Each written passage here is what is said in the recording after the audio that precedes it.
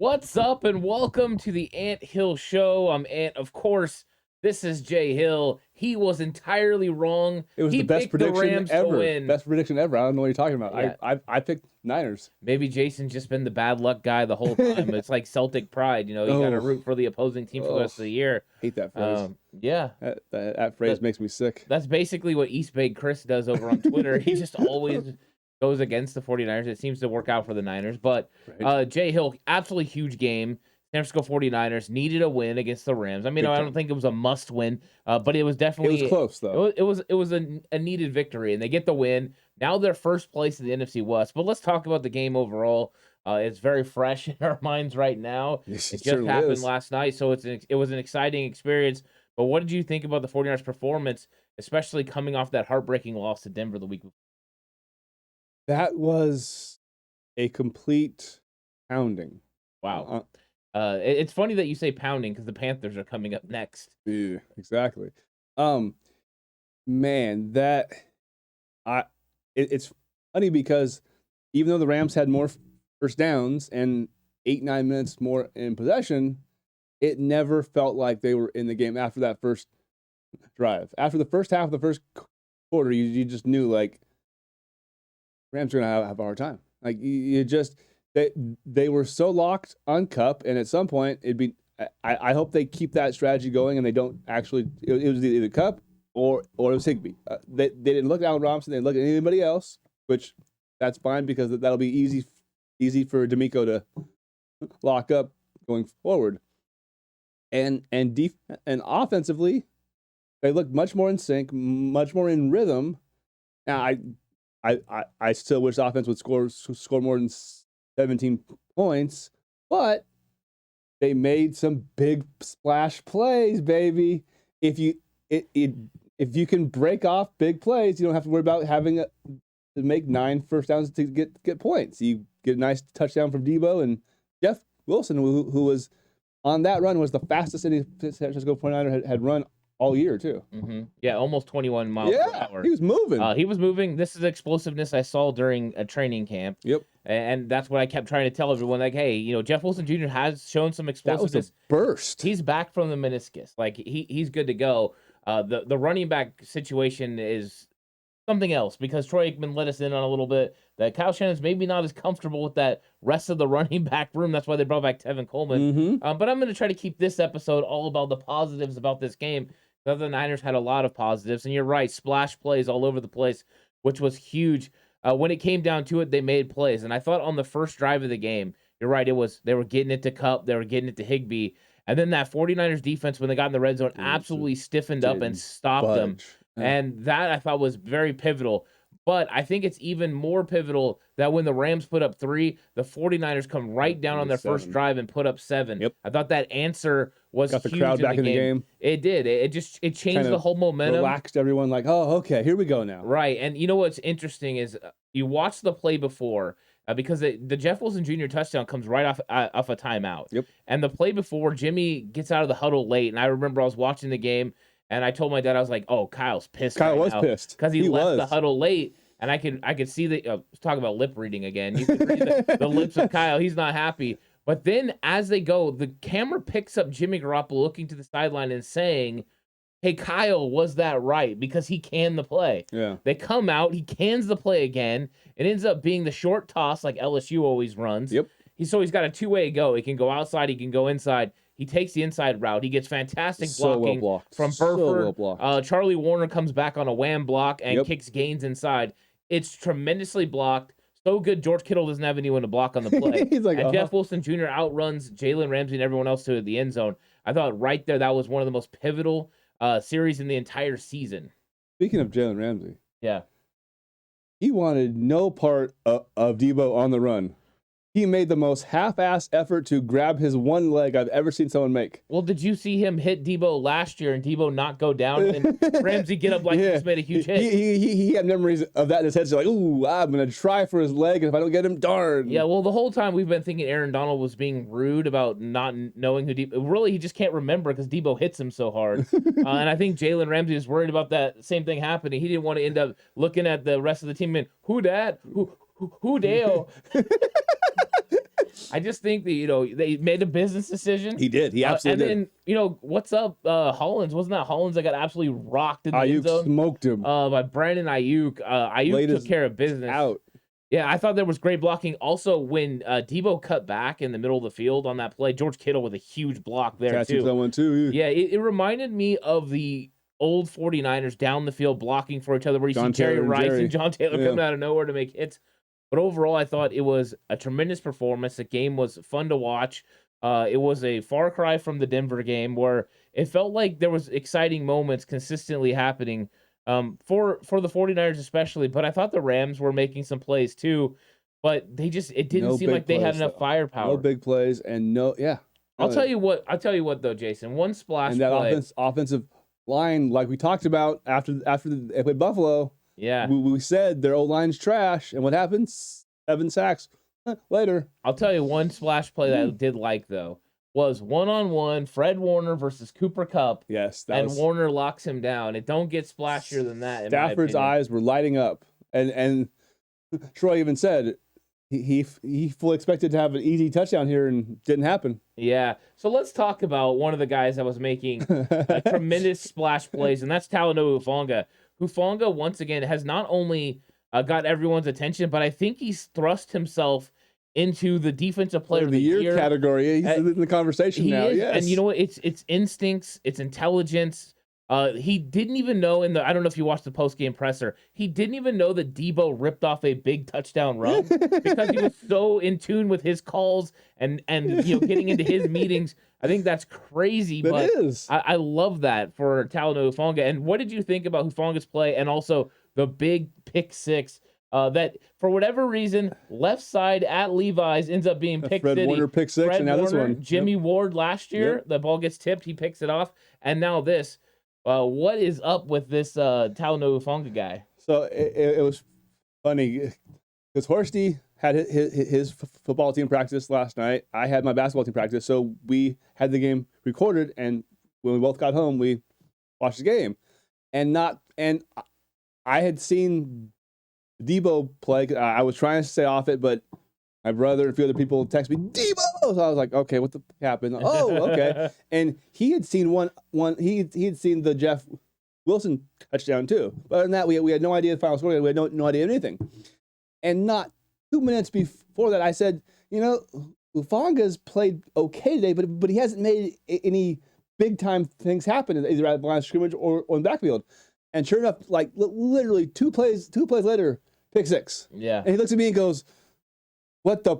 I was like, hey, it's a gift. What can I say? It's a gift. No, but Hufanga, I mean, we talk about him every week, but he's special. And I was watching Undisputed this morning, and Shannon Sharp said that was the best defensive play he's seen all year because it was film room prepped and executed to perfection. He said, how often does a DB just let the tight end just go? Like he saw him as soon as he made the outcut, he just stopped and let him go and just turned and bolted because he knew exactly where the ball was going.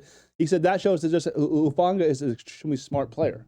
Like it just is. And obviously from Sharp being a Hall of Famer, one of the best tight ends of all time, that's really good praise, actually. Yeah, Ronnie Lott during the week talking about Talanoa Hufanga. Oh, on KBR, he was going nuts. Yeah, how good he is. And Hufanga's question marks, it's like one of those things where you saw his draft profile and everyone talked about the things that he did well. He was very instinctual. He created, opportunities for the defense to make plays. And then he also was a great tackler around the box. Last year, I thought that he struggled a little bit in coverage and he struggled a little bit in run fits. I thought those were two areas he needed to improve on. Screen stopping was not one of them, by the way. He's never an issue for him, no. But I thought he came in training camp. That was one of the things I most was excited about watching him was how good he was in coverage compared to the year before. It was a big jump. The growth is tremendous, and I think a lot of it just starts up here with this intelligence. He is recognizing offensive concepts at a high level. The fact that we've got Hufanga and Fred Warner that understand these concepts, and I have a pretty good thought process that Charvarius Ward does as well. Mm-hmm. And we're about to add Jimmy Ward and Jason Barrett back, who do the same exact thing. This defensive intelligence is going to be off the charts. You already have Bosa on the front line. He knows what's going on. This is a good news for the 49ers because I thought safety was a question mark coming into the season, right? Everyone said, we have to draft a safety. We have to draft a safety. Now I don't think anyone wants to draft a safety for any. Why would we? Why? Yeah, I mean, there's no reason. Hufanga and cheap. Jimmy Ward He's under together is contract for fantastic. next 3 years still. Yeah, 3 years at a very cheap price. At a fifth round level. Yeah, right now I bet John Lynch already said, start figuring out how we're going to pay this guy. In 2025, we need to give this guy a call because he ain't going nowhere. No, he's not. Hufanga is going to be a staple of this defense. And overall, Jason, the defense is absolutely fantastic. This defense is definitely championship caliber. They held the Rams without a touchdown for the first time since against the 49ers since 2016. Yep. That is impressive feat. Sean McVay's offense. I mean, Sean McVay wasn't there in 2016. That's the big difference. That was what's his name? Jeff Fisher. Jeff Fisher. Yeah, he. Well, actually, I believe he got fired before that even happened. So, Sean McVay has always brought a really good offense. He has players like Kupp. And yet the 49ers defense was able to shut them down. And part of the reason they're able to do the things they do is because they have Mooney Ward, and they have Emmanuel Mosley on the outside, and an emergence of Deebo Lenore, who I thought played pretty good against Cooper Kupp. It's Bosa after the game said we have elite players at all three levels. Yeah, and like that's the best way to just look at it is literally they have not potential, not Pro Bowlers, potential All Pros at all three levels, and I've been harping it since preseason, and I'll say it again, but I'm seeing people now nationally. Oh, this defense is really good. Like this could be a 02 Bucks, a 2000 Ravens type, a 15 Bronco type. Like, Joe, we've been in that since camp, right? Like, so this is not a shock to us, and it's good that on a national stage against the defending Super Bowl champs, the country saw that this defense is tenacious and smart and physical and fast. Now, one other thing, Pro Football Focus. Once again, you love them sometimes. I tend to look at them a little more than you, but yeah, I don't love them at all, pretty much. Their pass rush win rate stat. San Francisco has 3 of the top 10 guys in the whole league. Of course, Bosa and Ebukon, and I forgot the guy from the Texans, Charles Omenihu, that we stole. Yeah. So, and that doesn't include Armstead. I mean, Armstead, he missed over half the game yesterday. Defense didn't hardly miss a beat with him off too. I mean, it's scary how good this defense is. And like you said, without Ward and without Verrett. So how good will they be when those guys come back? Yeah, you would think they would be elite. It's scary. Yeah, it is scary. And you're right. The defensive line produced 6 sacks. That's fantastic. The defense overall produces 7. Deebo Lenore comes on crushed him. The blitz from his nickel position. And he's blindsided. And I'm glad he did because he gets there right before Bosa gets to Stafford's legs, which probably would have been a penalty. Exactly. But it was fantastic. DeMeco Ryans called an absolutely fantastic game from bracketing Cooper Kupp at times. It was all about limiting Kupp. It was about keeping him out of the end zone, limiting his effect on the game. And it was, like you said earlier pre-show, the quietest 100-plus yard game I've ever seen. It really was. It was like Tyler Lockett, right? Yeah. They did the same thing to Lockett in week 2. It's like, you're going to do these things, but you're not going to make these plays. And I've said it from the beginning. The Allen Robinson signing, Robert Woods was a better player fit. And a better fit for the Rams than Allen Robinson. I never thought it was a big deal. And Mosley and Ward can lock him down easily. They just can. And Ben Skoranek, I mean, he made a couple of plays, but his impact in the run game, Kyle Shanahan laughed. Go back and watch the Greg Papa interview. Kyle Shanahan, when they brought up Skoranek, he literally giggled because he thought that Skoranek was going to go in there and play like a fullback. You're 230 pounds, but Deebo Lenore is going to crack you in the hole. Hufanga is going to stud you up in the hole. And once the Rams figured out they couldn't run the ball, it was all on Stafford, and this 49ers defense went and teed off on him. And I thought that was a very impressive game. The other thing that I was glad was they only got 1 turnover, and why am I glad they only had 1? Because that takes if Gibson had caught his interception, and if Fred had caught his, there was 2. There were Ebukam had a strip sack. Yeah, that's right. The story becomes, oh, well, Rams had 5 turnovers. We can just chalk that up to just a bad game. No, they got mauled, and they couldn't do anything because the defense was that good. Not turnovers. They couldn't do jack blank because their offensive line is not good enough, and our defense is so good top from back to front and from front to back. It's not a turnover thing. It's a dominance issue. Yeah, right. Most depth on any defense in the league. Yeah. But you got the best defensive line, and people can talk about the Eagles all they want. We'll see what happens if they meet up in the playoffs, which they probably will. They at some point. yeah, they probably will. So you got the best defensive line, I believe, the best linebacker group, and then you've got a really good secondary. I think if you add Jimmy Ward and Jason Verrett, and Verrett does play nickel, you could have the best secondary in the entire NFL. I don't think that'd be a question. Yeah, so it's a scary proposition. You know what else is scary, Jason? The menace Halloween? to the NFL that is Deebo Samuel. That's what I tweeted from the 49ers cutback. He's an absolute menace because he catches a ball high on a screen pass. He jukes someone, and then he cuts back across the field. Now he's getting good blocking, but then multiple guys miss him, and Jalen Ramsey has him dead to rights, and he runs through it. It looks like a high school or Pop Warner game when Deebo Samuel gets the ball. It's like, oh, he's the best player. He's gonna run around and make everyone look stupid. Well, he does. But Deebo Samuel's effect on this team, it's infectious. He brings an attitude and aggressiveness that gets this offense going. You can see them settle in when Deebo gets the ball. Plus, everyone needs to go back and watch Mike McGlinchey absolutely troll Jalen Ramsey after missing that tackle. He goes up to him and gets right in his face and points at him. Really? Points at the end zone. I didn't see that one. And then Ramsey pushes McGlinchey, and McGlinchey laughs at him. It's one of my favorite things to watch. I believe Brad from the SF Niners got the video up, so you guys can check that out. It's pretty fun. Ramsey was getting punked left and right by apparently McGlinchey, by Brandon. Like he had a rough night there. As far as Deebo, he's one of those interesting, like I almost equate him to like the Warriors having Draymond Green. I'm not sure how valuable or would he be this good in a different system or a different franchise under a different coach, but I'm damn sure glad that we have him because he fits what we want to do very well. And the same goes with Draymond. He's a Hall of Fame player on the Warriors.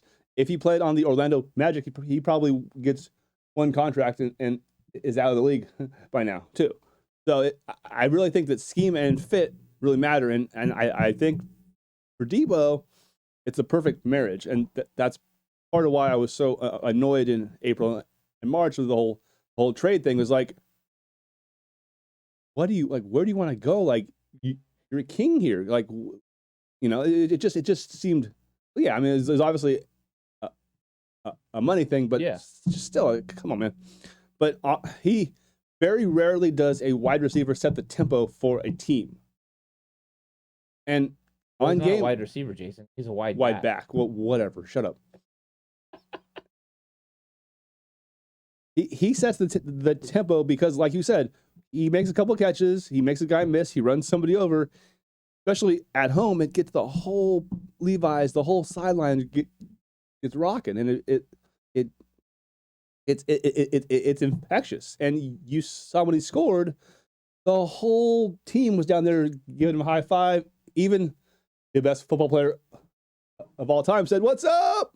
as he was sipping his wine, his cocktail, whatever he had going there. But I like to think it's like a Tio Vino. So it's just he gets the place rocking. He makes the play that we need to make to get the game kind of up to a good spot. It's just he's great to have, and I'm glad he's ours. Yeah, he's spectacular. Yeah. With the ball in his hands, I mean, there's not very many players that can do the things that he does in the open field, running back or wide receiver. And I think that's what makes him special. That body that he has is physically imposing, and you saw it on display. But he also had, the way of the moves, make people miss. He had the moves like Jagger out there, and he could definitely get it done. So I was excited about seeing Deebo make that play, and I thought that helped the offense settle in as well. And what that does is all those screen passes produce first downs. There's a lot of really nice plays that come off of that, and it all starts with Deebo getting the ball in the open field and making plays, and Kyle scheming it up. But I thought Deebo was very nice for this offense. And Jason, let's talk about this offense overall. The offense is really is something that's been criticized so much. Of course, you had the big game, 27 points against Seattle Seahawks, and then you come back and just absolutely lay an egg against the Denver Broncos. The offense looked out of sync. They didn't look great.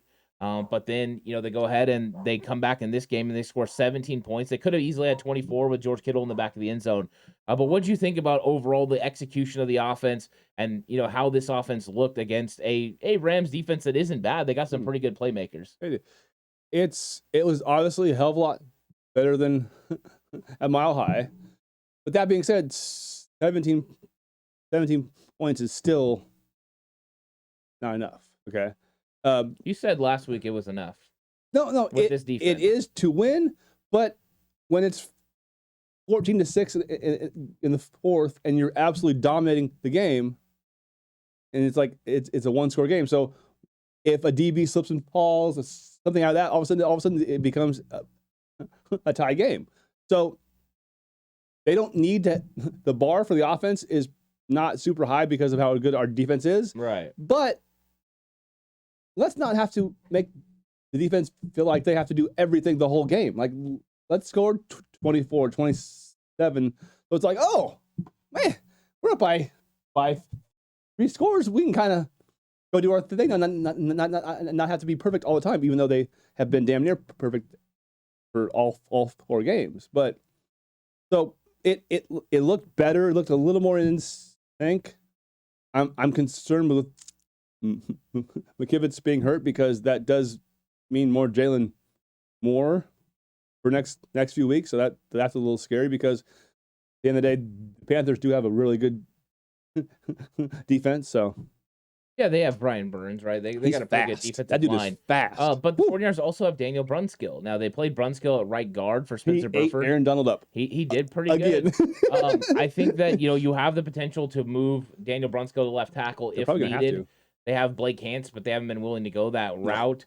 Jalen Moore did a lot better in this game than he did the week before. He couldn't have done any worse. Well, he did good. Like, I think we need to give him credit for doing good. Played like 10 plays, gave up like 6 pressures. Like, that was bad. Last week he played 7 plays. But it was a terrible ratio. Yeah, but I mean, everyone's allowed to have bad performances on occasion. Nope, you're not. Sorry. He's a young guy. So I don't care. No excuses. I think that I think Jalen Moore will be okay, but I mean, it's not exactly what we want. Colt McKivitz was having a really good game. He played really well, yeah. So I think he would have been nice to have, this week, and we'll see what happens with his injury and if he's able to play pretty soon.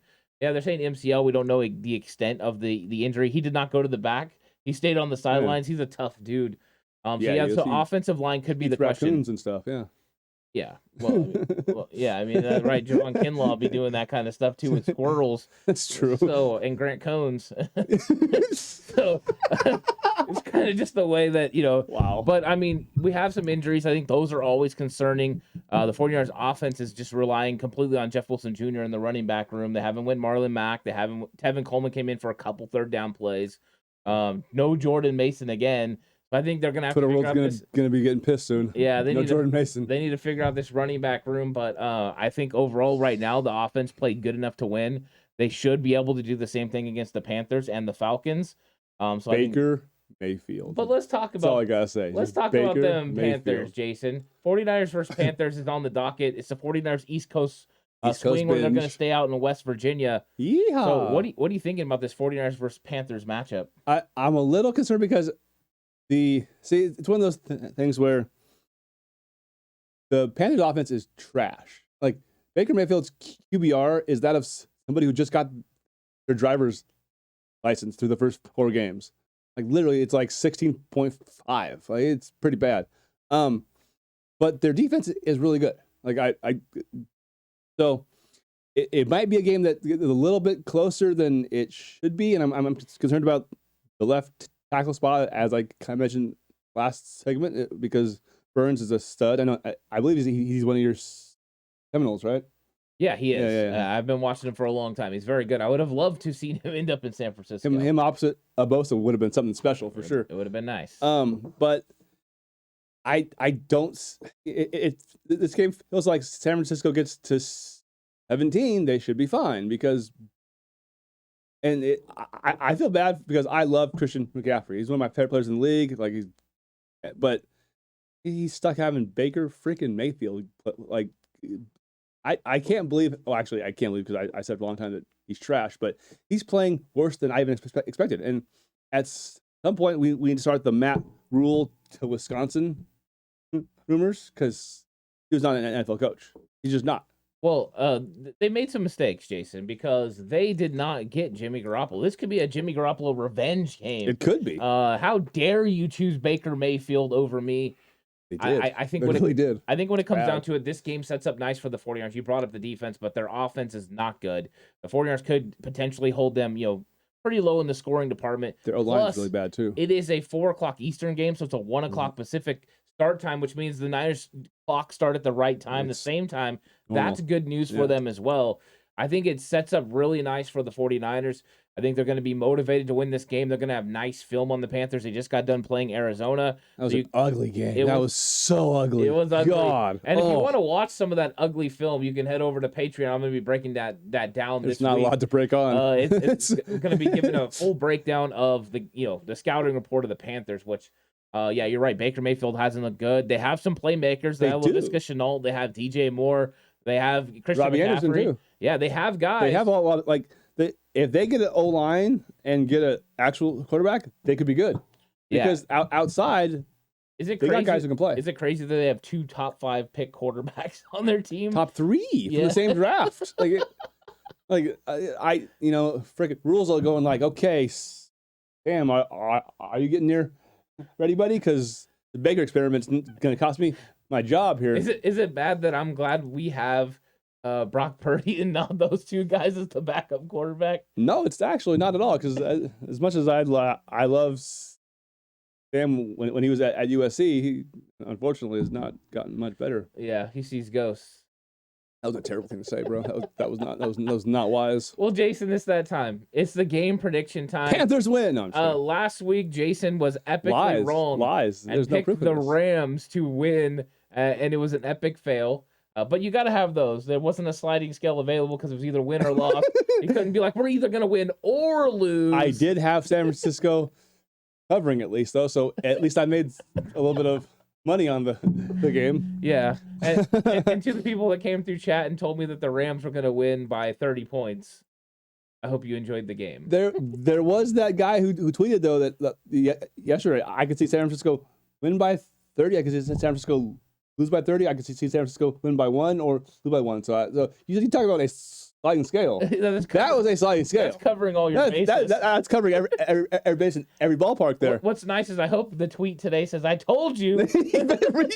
I knew it. I knew they'd win 27 or 24-9. I had that one, yes. Okay, Jason. So now tell everyone what the 49ers versus Panthers score is going to be. In the Steph Curry Bowl, San Francisco wins it 24-10.